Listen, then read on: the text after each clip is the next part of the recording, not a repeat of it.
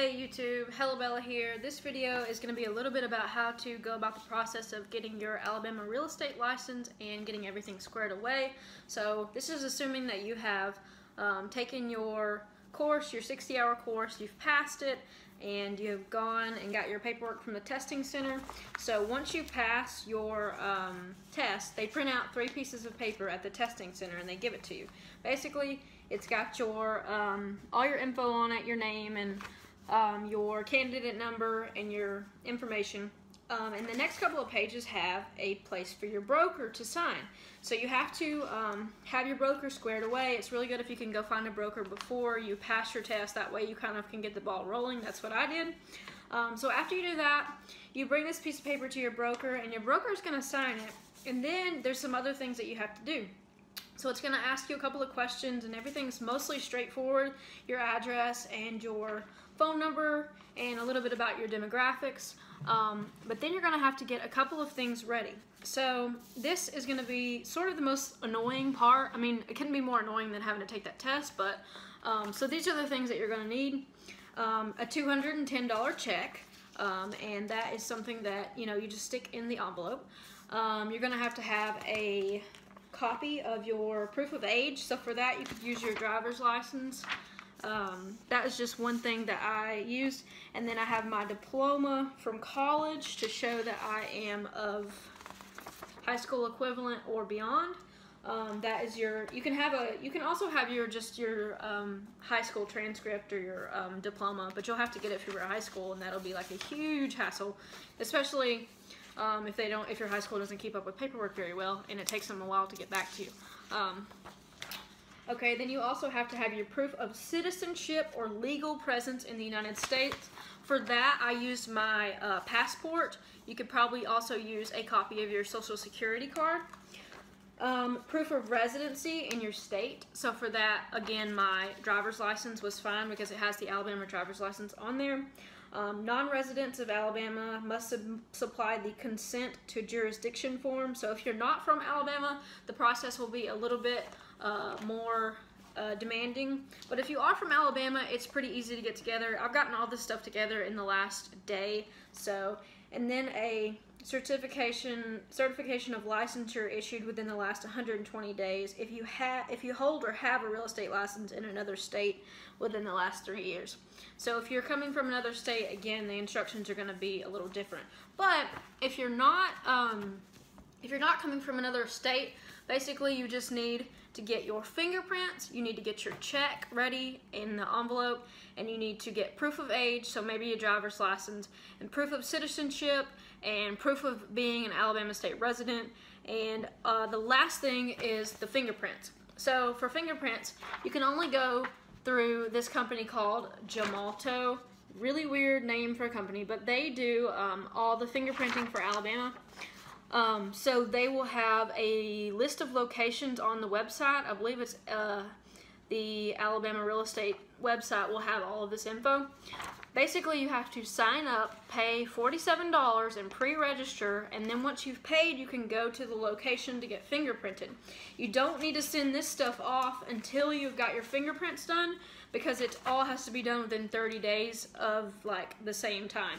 So basically, once I go today and get my fingerprints done, I'm going to send this all via certified mail to the Real Estate Commission. And then it will have, of course, the address and everything that you need to send it to on here, so you should be good to go. But I just wanted to make this quick video because I was a little confused about the process, and now that I've gotten all the paperwork together, I do feel better, but I feel like they need to do a better job of showing you how to do it because it's not cut and dry.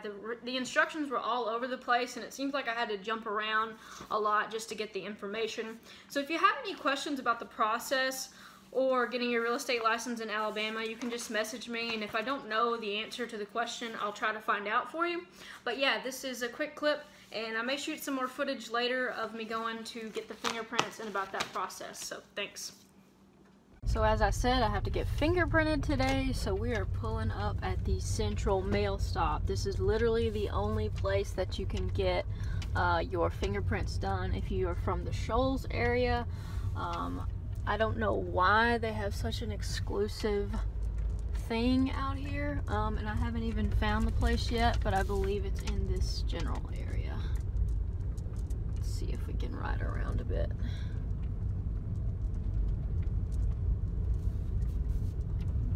Here we go. This, ladies and gentlemen, is where we have to go. Central Mail Stop to get our Alabama real estate fingerprints, and this is for the Shoals area, so like Florence, Muscle Shoals, Sheffield, I guess Russellville maybe, and a couple other places. Wasn't too bad for me because I live in Florence, so it was about a 10 to 15 minute drive out here, but I'm gonna go in and see what they have to say and see if we can get everything squared away. Hey guys, so I got it done, fingerprint completed successfully. He gave me this piece of paper and it's got my registration ID and my name, and he had to stamp it and say the date and everything. So that is all squared away. That was $47, another unforeseen cost, and I can see that this is the first of many costs of being a real estate agent. But we've got that done. I'm going to send off my packet with everything in it. I'm going to go ahead and send it certified mail. That was a recommendation that I was given by my broker, because he was like, just, you want to make sure that this information gets there, and that way you get a tracking number on it so you're not so worried about it. So I've got, again, my fingerprints done, my copy of my license, a copy of my passport, a copy of my high school diploma or equivalent, so my college degree, and I've got the 3 pieces of paper that they gave me whenever I passed the test, and I've got my broker's signature on it, and I've got it all filled out correctly. So that is pretty much all you have to do to get your temporary license. So I'm going to be making videos throughout the process as I learn each step, and I think that that's the easiest way for me to teach it, is to just teach it as I learn it. This information wasn't really available to me whenever I needed it, so I would just want to put this out there for other agents in Alabama, and especially agents in the Shoals area. As I grow and learn, I want to be able to connect with others, even if we're competing against each other, and even if we're sort of working for different brokerages. I think it's good to you know, have this information out there and just make it easier. Not saying that it wasn't super hard to do, but like the cohesiveness of finding all the info was not exactly easy. So yeah, but thanks so much for watching the video, guys. If you are a real estate agent now, just go ahead and leave a comment below and say kind of what area that you are doing business in. I would love to hear from you and hear your story. So thanks.